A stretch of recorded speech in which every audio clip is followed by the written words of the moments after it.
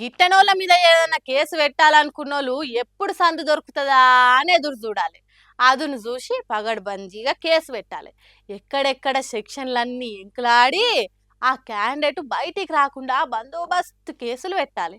అట్లయితేనే ఆ కేసు పెట్టినోనికి చిన్న సందు కూడా దొరకదు. లాయర్లతోని వాదించుకునే దానికి కూడా ఛాన్స్ ఉండదు. అయితే తన మీద కేసు పెట్టినోళ్లకు ఎఫ్ఐఆర్ కూడా రాయొస్తలేదని అంటున్నాడు మా నెక్రి షాకు. మరి గా ముచ్చటేందో చూద్దాం పాండ్రి. మొన్న గచ్చిబౌలి నోటీసులు ఇచ్చినప్పుడు కూడా soda media convener, social media convener అని కూడా రాయలేకపోతున్నారు. పాపం ఎవరు రాస్తున్నారో ఆ టైప్ ఎవరు చేస్తున్నారు. విచిత్రం ఏంటంటే మాదాపూర్ పోలీస్ స్టేషన్ వాళ్ళు కూడా సోడా మీడియా కన్వీనర్ అని రాశారు. ఈ సోడా ఏంటిదా బాబు? సోషల్ మీడియా ఇన్నరా పెట్టిన కేసు కూడా చక్కగా పెట్టకుంటే ఎట్లా?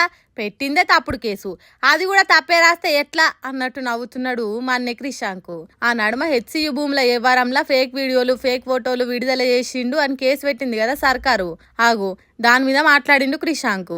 ఏదో ఒక్క పోలీస్ స్టేషన్ లో అచ్చు తప్పు పడ్డది కావచ్చు అనుకుందామా అంటే అట్లా కూడా లేదట. 2 పోలీస్ స్టేషన్లలో ఒక్క తీరే ఉన్నదట. గచ్చిబౌలి పిఎస్, మాదాపూర్ పిఎస్ ఎవరు టైప్ చేస్తున్నారు? 2 వేరు వేరు పిఎస్లలో వచ్చిన నోటీసులలో ఒకటే టెక్స్ట్ వస్తుంది అని అంటే దాని అర్థం ముఖ్యమంత్రి కార్యాలయం ఒట్టి పంపిస్తున్నట్టుంది, ఇట్లా వేయండి మీరు అని. హాగు గట్లున్నదట ముచ్చట. అందుకే సోషల్ మీడియా అని రాకుండా సోడా మీడియా అని రాసిండు కాబట్టి ఇది నాది కాదన్నట్టే కదా.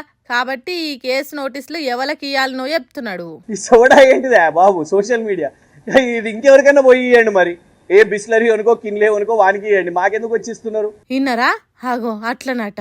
అంటే చెవులు విండి చేతిలో పెట్టినట్టు చేసిండు మా క్రిషాంక్.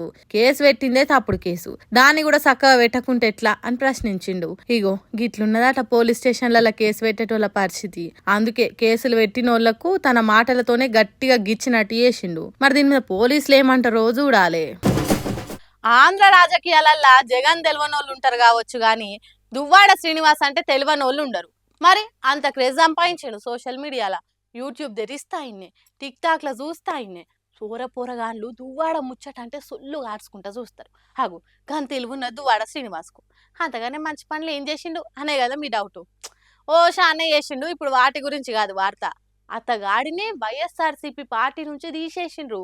ఎందుకు ఏమిటి అనేది మొత్తం వార్తనేసేయండి.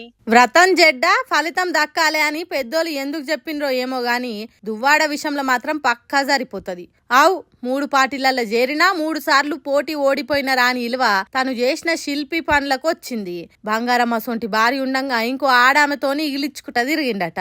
ఉత్త తిరుగుడే కాదు, ఫోటోలు వీడియోలు సోషల్ మీడియా షేరింగులు లైకింగులు, అబ్బో చిన్న కథలు కాదు పోన్రి. సారేసిన ఏషాల మీద టీవీలలో డిబేట్లు చర్చలు ప్రైమ్ న్యూస్ లట్టరం పెట్టరం చెడు వార్తలు వరుస పెట్టొచ్చేది. అట్లా వచ్చుడుతోని 2 తెలుగు రాష్ట్రాలల్లా దువ్వాడ పేరు మారు మోగింది. ఈ వ్యవహారమంతా చూస్తున్న పార్టీ ఉత్తగానే ఊకుంటదా? పార్టీకి చిరాకులేసి అయ్యా నీ సేవలు పార్టీకొద్దు, ఆడోళ్లతో తిరుగుట్లా నువ్వు మస్తు బిజీ ఉన్నావు, నీ పనికి పార్టీ అడ్డం రావద్దు కాబట్టి ఈ నిర్ణయం తీసుకున్నాం, ఇప్పుడు ఇష్టమున్నంత తిరుగు అన్నట్టు సస్పెండ్ చేసిందట. శ్రీకాకుళం జిల్లా టెక్కలిలో రాజకీయం చేసే దువ్వాడకు ఎట్లా కలిసిందో ఏమో గాని మాధురి అనేట ఆమె జంట అయిందట. వాళ్ళు సాటు మాటుంగా కాదు, నేటుంగానే తిరుపతికి పోవుడు, టూర్లకు పోవుడు, ఫోటోలు వీడియోలు షేరింగులు చేసుడు మస్తు వైభోగం చేసిండ్రట. అందుకే సస్పెండ్ చేసి సాగనంపిండ్రట పార్టీ నుంచి వైసీపోలు. పార్టీల నుంచి తీసేసినంత మాత్రాన నాకు వచ్చే నష్టం ఏం లేదు, నేను నా మాధురి కలిసి శారీ సెంటర్ అంటే చీరల షాప్ వ్యాపారం చేసుకుంటా అని అన్నాడట దువ్వాడ శ్రీనివాసు. ఎట్లయితే ఏంది గాని ఆ సోషల్ మీడియా పుణ్యమా అని దువ్వాడకు సెలబ్రిటీ స్టేటస్ వచ్చింది. వాళ్ళ బిజినెస్ కు డోకుండదని అంటుర్రు అక్కడి పబ్లిక్.